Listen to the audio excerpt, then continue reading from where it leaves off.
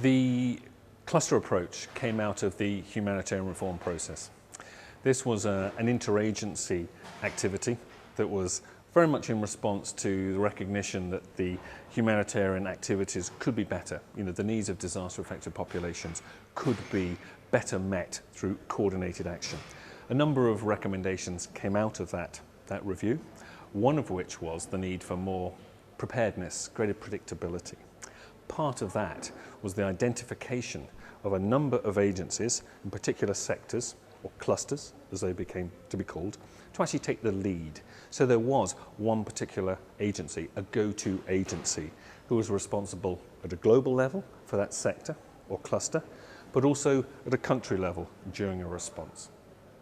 The International Federation has taken on the responsibility as being the convener of the emergency shelter cluster in natural disasters.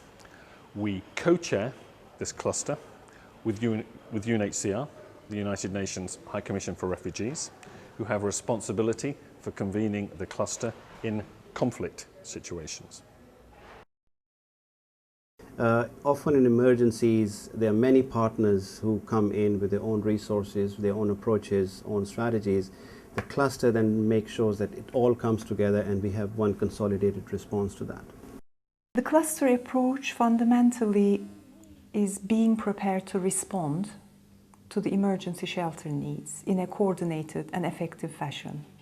And as such, it brings all the actors that take part in shelter provision together. It's not just a federation activity, but it's primarily to bring all the actors together in a coordinated fashion in support of the governments, who are the primary actors, of course, in leading this response to the disasters. The role of the cluster is to identify and address gaps after a natural disaster. It means a number of agencies rush in to respond to the disaster, and the cluster is a means of bringing those all together, ensuring that there is a common or a coordinated approach to how you address shelter needs, that one agency isn't doing one thing and another agency doing something totally different. So it provides a coordinated response that meets the needs of hopefully most of the people.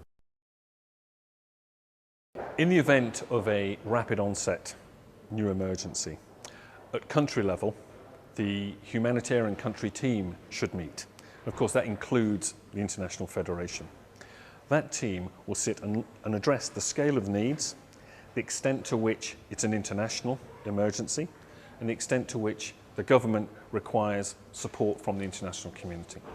If that is the case, the humanitarian country team will look at identifying the particular clusters that are appropriate to that response and the agencies to lead those clusters. So in the case of a larger emergency that requires a big shelter response, it's a natural disaster, that request will come to the Federation. Following that request, the formal process is a message goes to the Emergency Relief Coordinator in New York. The Emergency Relief Coordinator then confers with the global cluster leads that they are aware of and support that recommendation. On the basis of that recommendation, where the International Federation has been requested and has agreed to convene the shelter cluster, the next stage is that the International Federation deploys a shelter coordination team to undertake that coordination role.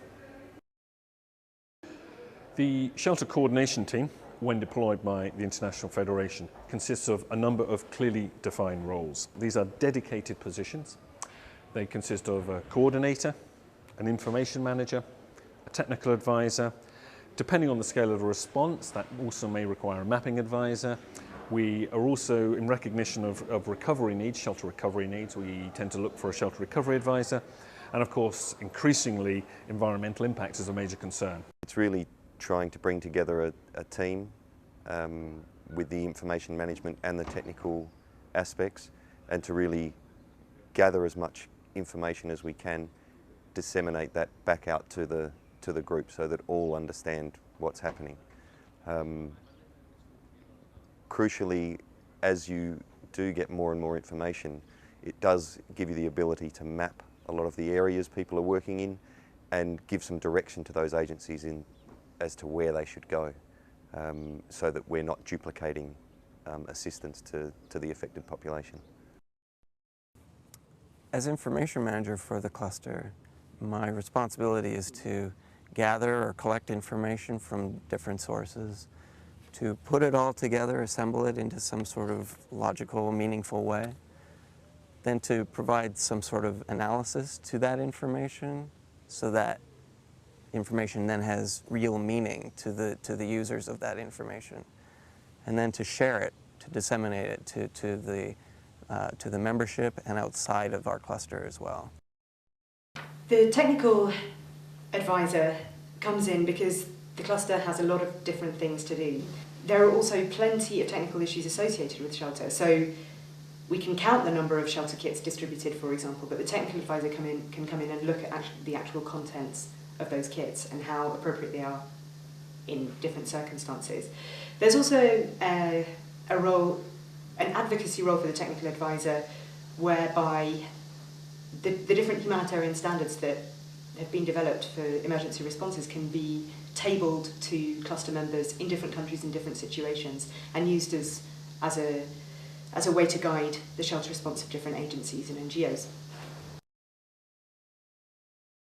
In May of 2005, we adopted the institutionalization of the cluster approach in the Philippines. But of course, we did not have an experience here. And so in the typhoons of 2006, where we were visited by 4 major typhoons, including Typhoon Dorian, we thought that this is a good opportunity for us to test it.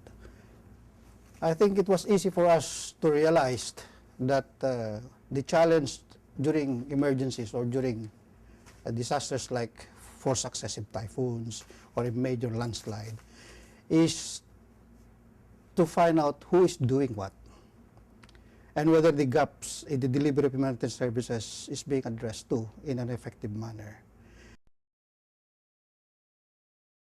El rol de ONU Habitat en el grupo sectorial es el de actuar como focal point en la coordinación de lo que es la recuperación temprana después de la emergencia para la rehabilitación y para el desarrollo. Récemment, l'Union européenne a affirmé sa vision de l'aide humanitaire dans un document commun.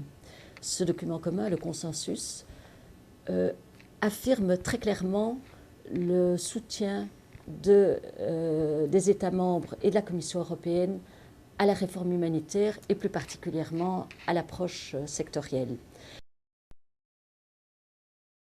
Oxfam has an organizational mandate to support humanitarian reform operations and initiatives such as the emergency shelter. So on one hand, we are obliged and take very seriously our responsibility to participate in these structures such as the emergency shelter cluster.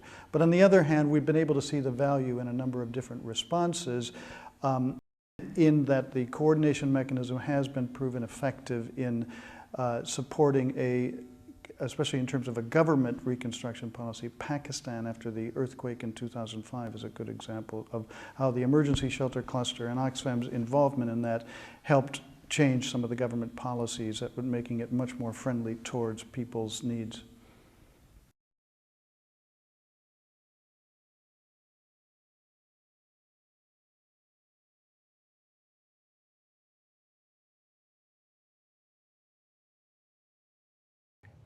If you're faced in the early days, 8 o'clock at night, with a room with 300 people in it, which is not unusual in a large-scale sudden onset disaster, you can't distill a strategy. You can't get best practice from so many people, so you have to set up a system. And the system that has been tried by the Federation, and I have applied it a few times, we call it SAG and TWIG, but those are nasty acronyms. The Strategic Advisory or Action Group, the SAG, and the TWIG, Technical Working Group, is a way of identifying key representatives within each stakeholder group so that you can formulate a strategy and make decisions with no more than 15 people round a table.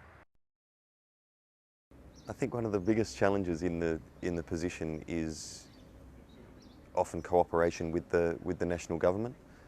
We are there to try and support them and fulfil a gap. However, different communication issues and cultural issues often make that a serious challenge. But it's a welcome one also. We really do have to try and work closely with the government.